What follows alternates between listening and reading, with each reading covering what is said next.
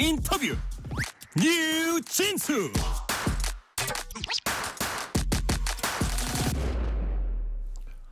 윤석열 대통령이 비상계엄 선포에 따른 탄핵 심판을 받고 있고 형사 재판도 앞두고 있습니다. 민주당 이재명 대표는 여러 형사 재판을 받으면서 특히 공직선거법 2심 판결이 언제 나올지에 관심이 모아지고 있습니다. 민주당 전략통인 천준호 의원과 함께 주요 현안에 대한 민주당 입장 들어보고 향후 전국 전망해 보겠습니다. 천준호 의원님 어서 오세요. 네, 반갑습니다. 전준호입니다.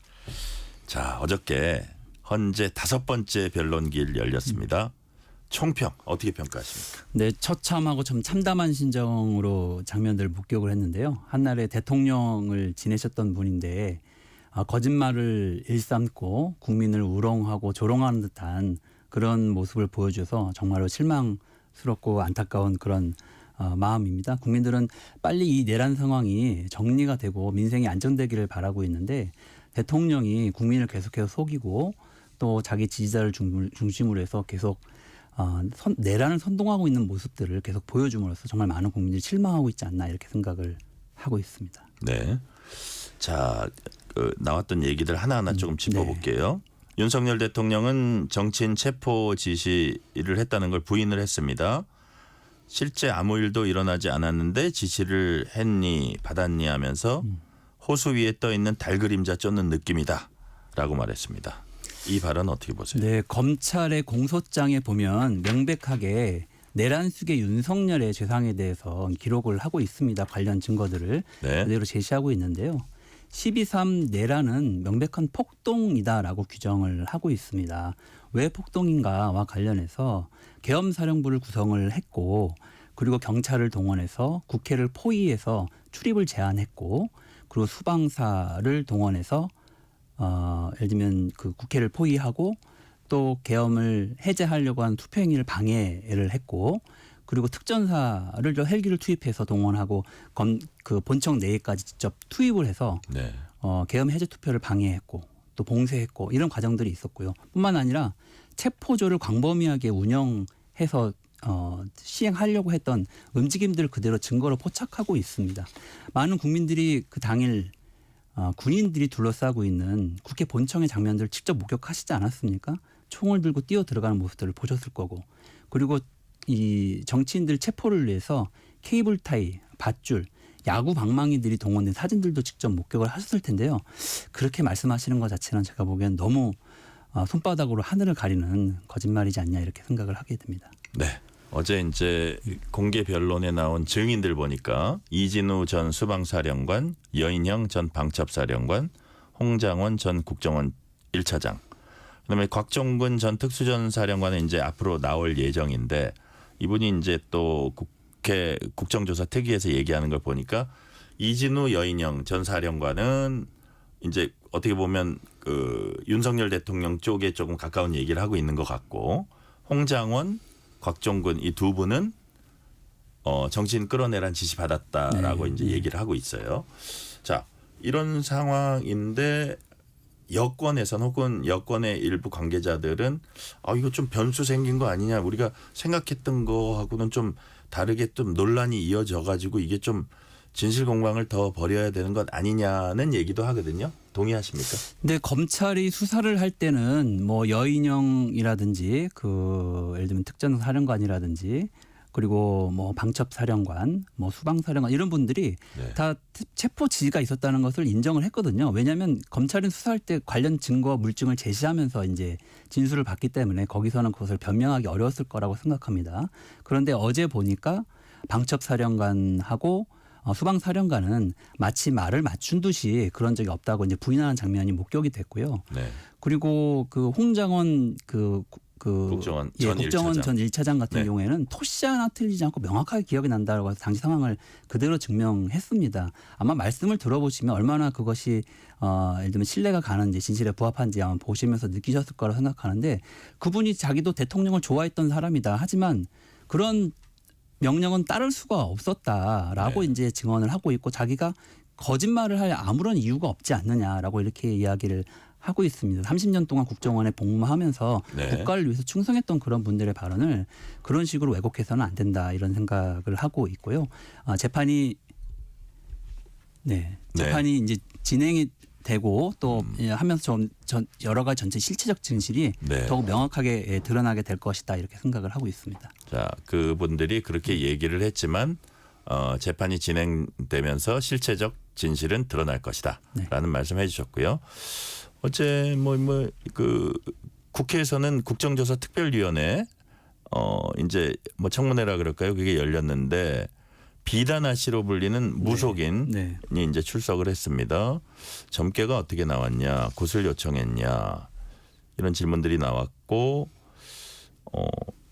그랬더니 이제 국민의힘에서는 무속 계엄 프레임 만들려는 것이냐 이런 그 반발도 나왔는데 뭐 일부 이게 약간 국정조사를 희화화시켰다 이런 또 지적도 있어요. 그래서 이 부분에 대해서는 어떻게 보세요? 이번 1.23 쿠데타의 군사 쿠데타의 본질이 얼마나 비이성적이고 광신도적인 것인지를 보여주는 한 단면이라고 생각을 합니다. 무속 부분. 네, 예. 네. 자기를 배신할 사람이 누군지 이를 점괘를 통해서 확인하고 그것으로 군인들을 평가했다는 것 자체가 또 그런 사람이 이 계엄을 전체로 주도했다는 것 자체가 이 계엄이 얼마나 허망한 망상에 기초해서 만들어진 것인지 그런 의미에서 의미가 있다. 네, 확인할 수 있는 그 한 예. 단면을 보여주는 측면이라고 생각을 합니다. 네.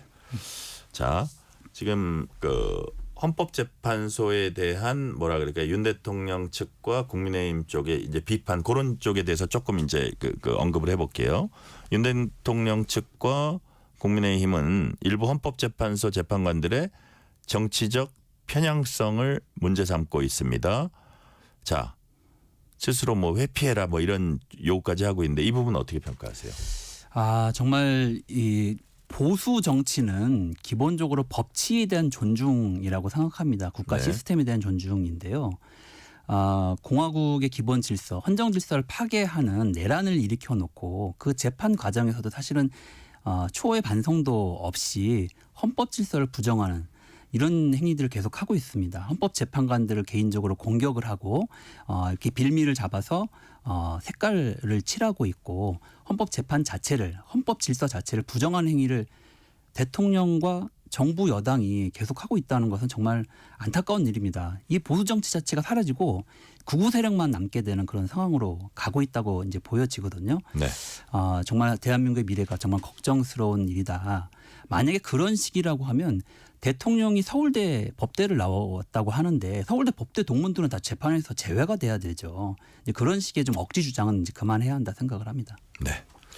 또 다른 측면에서 윤 대통령 측과 국민의힘이 이제 비판하는 지점이 이겁니다.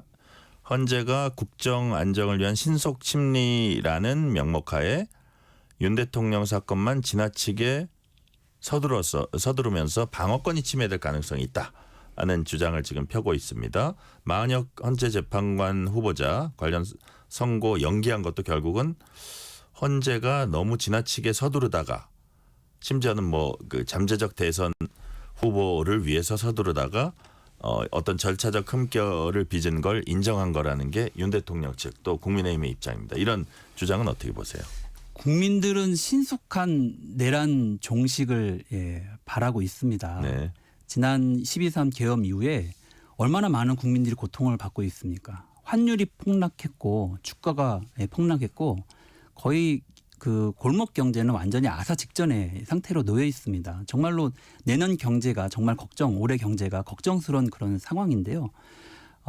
가장 확실한 경제 회생 정책은 불확실성을 제거하는 것이고 탄핵 심판을 빨리 하는 것입니다. 그것을 통해서 경제 재건을 하고 성장의 기조를 잡아나가는 것이 지금 가장 필요한 일입니다. 무엇과 바꿀 수 없는 그런 부분입니다. 아마 국민들에게 물어보십시오. 신속한 내란 종식이 국민들이 가장 원하는 일일 겁니다. 그것을 위해서 헌재도 그렇고 정치권도 그렇고 그리고 내란을 선동하고 만들었던 윤석열 대통령도 양심이 있다면 신속한 내란 심판을 위해서 협조해야 한다고 생각합니다. 네. 자, 이재명 대표 비서실장을 제가 이게 그 기간을 봤더니 한 1년 반 정도 하신 것 같더라고요. 저 천준호 의원님께서. 네. 예. 2년 가까이 했습니다. 그래서 지금부터는 이재명 대표에 대해서 몇 가지 여쭤볼게요. 네. 이재명 대표가 최근 이제 정책 행보 보이면서 소위 우클릭하고 있다 이런 그 평가가 나오고 있습니다.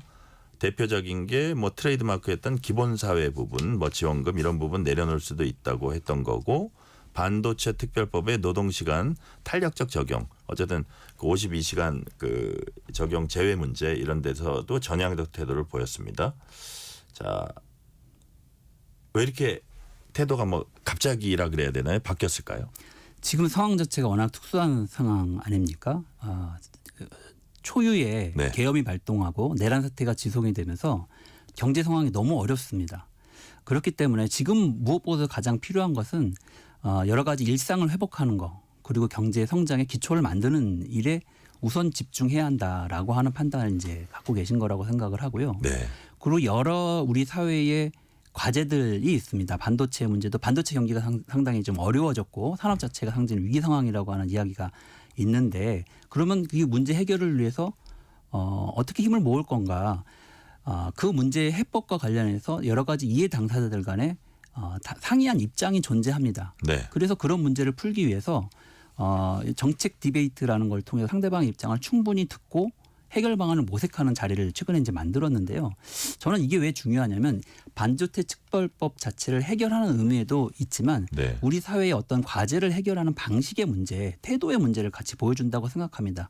이해 당사자들의 의견을 충분히 듣고 그중에서 서로를 이해시키고 최대한 공통점을 찾아서 해법을 제시하는 그런 노력을 최근에 반도체 특별법 토론회 말씀하시는 거예요? 네. 하나의 예이죠. 근데 네. 그런 일이 어디 반도체 특별법 그거 하나만 그렇겠습니까? 여러 사회적 과제들이 있을 텐데 그런 문제들을 그렇게 수기하면서 해법을 모색하는 과정이 우리 사회에 필요하고 사실은 과거에 윤석열 정부가 정책을 추진할 때 일방통행식으로 추진하면서 상당히 많은 무리를 일으켰지 않습니까? 아무리 취지가 좋더라도 관계자들이 충분히 수기하고 동의해서 추진하지 않으면 결과적으로 그것이 훨씬 더 일을 꼬이게 만들고 어렵게 한다는 것을 그대로 보여줬던 사례들이 너무 많다고 생각합니다. 그런 네. 면에서 이제 우리 사회가 새로운 문제 해결 방식을 찾아가야 될 때 그런 모습들을 이재명 대표가 좀 제시하고 있다 이렇게 좀 보여주시면 좋겠습니다. 그날 토론회 보니까 이제 이재명 대표가 한참 이렇게 말씀하시고 이분저분 얘기도 듣고 마치 토론 주도하시면서 이렇게 하는데 뒤에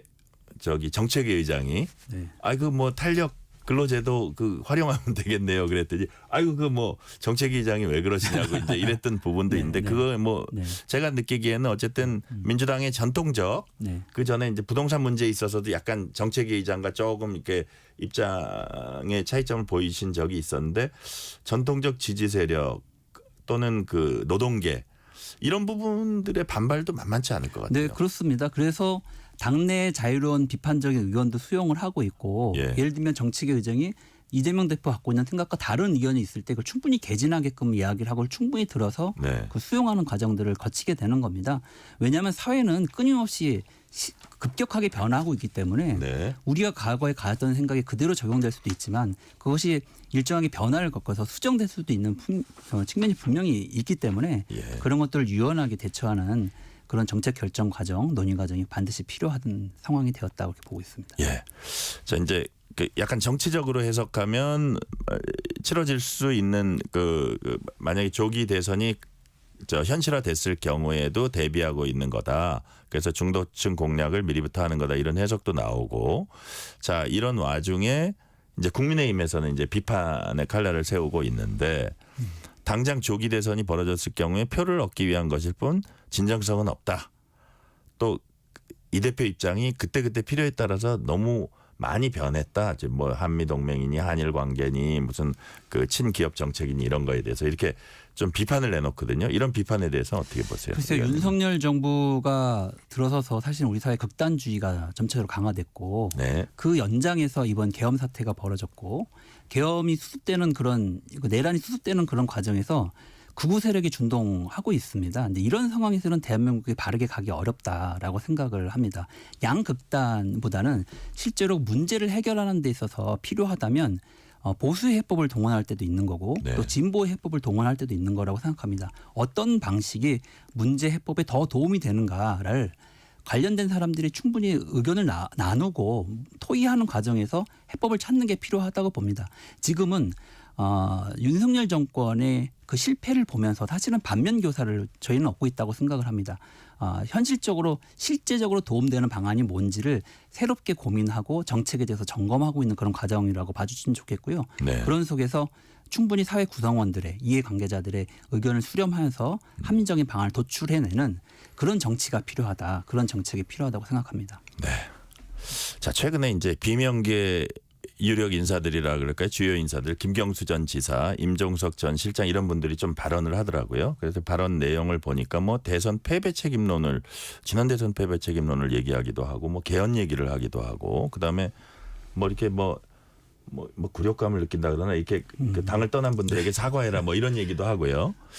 자, 이런 것들이 뭐 어떻게 만약 조기 대선이 가능성이 있는 상황이니까 이제 이런 것들이 자연스럽다고도 할 수 있고 또 양문석 의원 같은 분은 친문파리 그만하라 이렇게 비명 의원들을 저격하기도 하고 의원님께서 보시기에 이런 것들은 자연스러운 것들입니까? 어떻게 좀 당내 화합이나 어떤 그 향후 정치 일정에서 잘 이렇게 조정될 수 있는 부분입니까? 아니면 좀 갈등이 좀 더 확산될 수도 있는 겁니까? 지난번에 얼마 전에 네. 그 이재명 대표가 문재인 대통령을 예방하고 이제 그 평산마을에 다녀왔습니다. 예. 그때도 아마 비슷한 주제에 대한 이야기가 있었는데요. 당 안에는 다양한 의견이 존재하고 그것이 오히려 당의 다양성을 보여주는 측면에서 바람직하다. 네. 그렇기 때문에 나하고 생각이 좀 다르다고 그것을 공격하거나 이렇게 하지 않았으면 좋겠다. 그런 입장을 이재명 대표가 직접 밝히기도 했고 포용과 통합이야말로 정치인의 책무다 이제 이렇게 이야기를 하고 있습니다. 그래서 그런 생각들을 저희가 잘 모아내고 함께 당 안에 소통한다면 충분히 잘 풀릴 거라고 생각을 하고 임종석 뭐 김경수 뭐 이런 분들이 하시는 메시지가 네. 어떤 누구는 절대 안 돼 뭐 이런 거라기보다는 함께 우리가 성찰하면서 이런 방향으로 함께 힘을 모아보자라는 취지의 제안이셨을 것으로 생각하고 있습니다. 누가 된다 안 된다를 네, 특정한 게 아니고 네. 자 가는 방향성이 이래야 된다. 네. 그런 취지의 말씀이었다는 얘기고요. 자 이재명 대표가 공직선거법 항소심 재판부에 위헌법률 심판 제정 신청했습니다. 자 이게 그 만약에 이제 받아들여지면은 헌재 선고까지 이제 항소심 재판이 중단되는데 가능성이 높지 않다는 얘기도 나오지만 이게 4년 전에도 합헌 결정이 기각됐던 그런 사안인데. 그래서 여권에선 물론 이제 쓸 수 있는 권리입니다. 쓸 수 있는 권리인데 그럼에도 불구하고 이거 역시 재판 지연 전략이 아니냐 이런 비난이 또 나와요. 대선에서 패배한 네. 상대를 검찰권을 이용해서 선거법으로 기소한 사례가 네. 해방 이후에 처음 있는 일입니다. 그만큼 사실은 상식적이지 않은 기소를 한 정치 것이고요. 수사다.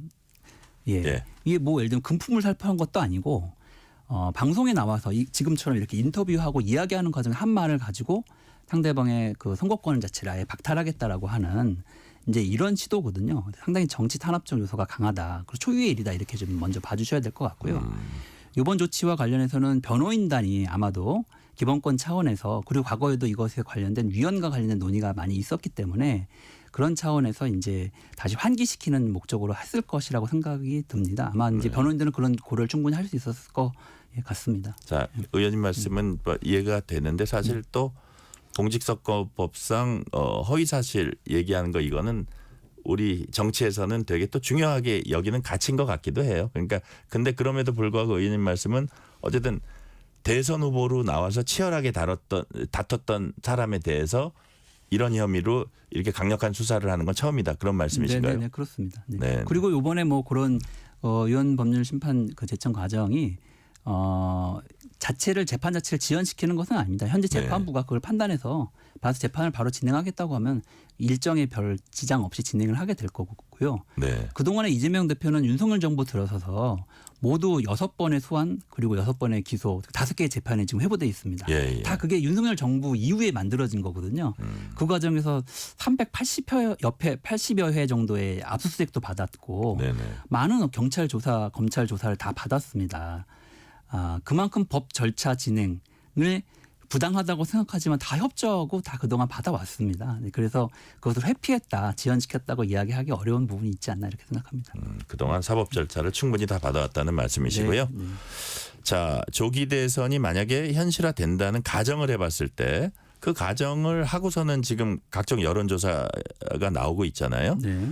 민주당에서는 이재명 대표 독주 체제가 지금 이어지고 있습니다. 우리 천준호 의원님이 보시기에는 정치 상황 변화에 따라서 이 구도가 치열한 경쟁 체제로도 이렇게 바뀔 수 있는 가능성이 있다고 보세요. 어떠세요? 뭐 정치는 뭐 그냥 단순 전망입니다. 이거 누가 알 수 있겠어요? 뭐 네. 어쨌든 이번 만약에 대선을 아직 예측하기는 좀 어렵습니다. 네. 그런데 이제 말씀하신 것처럼 만약에 조기 대선에 열리게 된다면 저는 이번 대선의 시대 정신은 내란에 대한 종식. 그러니까 왜냐하면 내란 세력이 다시 재집권하는 일은 반드시 막아야 한다는 것이 시대 정신이 될 거라고 생각을 합니다. 그리고 우리 사회에서 극우 정치 세력을 심판하는 것이 이번 아마 대선이만 열리게 된다면 중요한 시대 정신 중에 하나일 거라고 생각을 하는데요. 네. 그렇게 되기 위해서 윤석열 대통령 탄핵에 동의했던 모든 세력이 함께 연대하고 그 안에서 자유로운 경선 또는 이런 걸 통해서 예를 들면 한해 연대를 통한 대선에 임하는 이런 노력이 필요하지 않을까. 약간 추상적이지만 그렇게 생각을 좀 해보고 있습니다. 자, 국민의힘에선 김문수 고용노동부 장관이 지금 네. 뭐 부상하는 그런 분위기입니다. 이런 상황은 어떻게 분석하세요? 아무래도 김문수 장관은 많은 국민들이 그동안에 알고 계신 것처럼 상당히 이제 그 극우 보수적인 성향의 정치인으로 이제 그런 성향의 분으로 알려져 계신데요. 급부상하는 것은 그만큼 보수 진영 내의 정치 구도가 극우 세력 중심으로 재편되고 있으면서 네. 그분들의 성향과 예를 들면 정서에 부합하는 분들이 지금 급부상하고 있는 그런 상황이지 않냐 이런 생각이 듭니다. 윤석열 대통령이 앞서서서 네. 극우 세력을 선동하고 있는 그런 결과의 반영이라고 생각합니다. 예를 들어서 지금 한동훈 전 대표 뭐 조갑재 기자를 만났니 아니면 뭐 유인태 전 의원을 만났다 네. 혹은 뭐 김종인 전 비대위원을 만났다 뭐 이런 얘기들이 있거든요. 자, 한동훈 전 대표의 어떤 뭐라 그럴까요? 조기 대선의 경우에 그 가능성에 대해서는 그럼 어떻게 보세요? 김문수 장관하고 비교했을 때. 한동훈 대표는 뭐 계엄의 해제에 이제 동의했었던 분으로 이제 네. 알고 있고, 당연히 이제 그런 분이 국힘 안에서도 네. 영향력이 확대가 돼야 되는데 현재 그 국힘 내부의 지형을 놓고 보면 한동훈 대표의 설 자리가 상당히 없어지지 않았냐. 왜냐하면 국힘 전체가 윤석열을 따라서 매우 극우화되는 성향을 갖고 있고 예를 들면 극우 세력에게 극우 유튜버들에게 비대위원장이 조공을 보냈다고 하는 비판을 받고 있을 정도로 그리고 서부지법 그 폭동 과정에서도 그것을 옹호하는 듯한 태도를 취한 것 때문에 많은 비판을 받고 있는데요. 그게 아마도 극우 지지자들의 눈치를 보면서 그렇게 되고 있는 형편이라고 봅니다. 그런 과정에 한동훈 대표가 설 자리가 조금이라도 남아 있을지 잘 모르겠습니다. 자, 국민의힘은 탄핵 심판이 진행 중이고 결론이 나온 건 아니기 때문에 조기 대선을 공개적으로 언급하지 않고 있습니다. 그러다 보니까 전반적으로 이제 윤 대통령 입장을 뒷받침하는 모습을 지금 보이고 있는데 이런 것들이 추후 정치 일정에서 여당에 어떤 영향을 끼칠까요? 글쎄요, 이제 앞에서는 조기 대선을 준비하고 있지 않다고 하는데 또 들려오는 얘기로는 공약을 준비하고 있다라고 네. 하는 이야기도 많이 들고 있거든요. 사실은 극우 지지 세력을 향해서는 조기 대선을 생각하고 있지 않다라고 이야기하면서 물밑에서는 사실상 대통령이 탈핵될 것으로 예측을 하고 조기 대선에 대한 준비를 하고 있는 이중적 모습을 현재 보여주고 있다고 보고 있습니다. 네, 마지막 질문 드릴게요. 시간이 거의 되긴 네. 했지만 천준호 의원님은 국회 보건복지위 소속입니다. 네, 네. 정부와 정치권이 지금 의정 갈등, 의료 공백이 해법을 찾아야 되는데 조속하게 정상화시키기 위해선 어떤 것부터 해야 한다고 보세요? 신뢰 회복이 굉장히 중요하다고 생각합니다. 지난 계엄 포고문에서 네. 업무에 복귀하지 않는 의사들을 처단하겠다라고 했는데요. 그 뒤에 교육부총리가 나와서 유감 표명을 했지만 예. 이 진정한 사과는 아니었던 것으로 보입니다. 사과가 되려면 자기네들이 무엇을 잘못했는지 이전의 과정에 무엇이 문제였는지를 예를 들면 의료계에서도 네. 신뢰할 수 있을 정도로 구체적으로 할 필요가 있다고 생각합니다. 자, 신뢰 회복이 최우선이다라는 말씀까지 오늘은 듣겠습니다. 지금까지 민주당 천준호 의원이었습니다. 의원님 말씀 감사합니다. 네, 고맙습니다. 퇴근길, 당신과 함께 읽는 세상 이야기.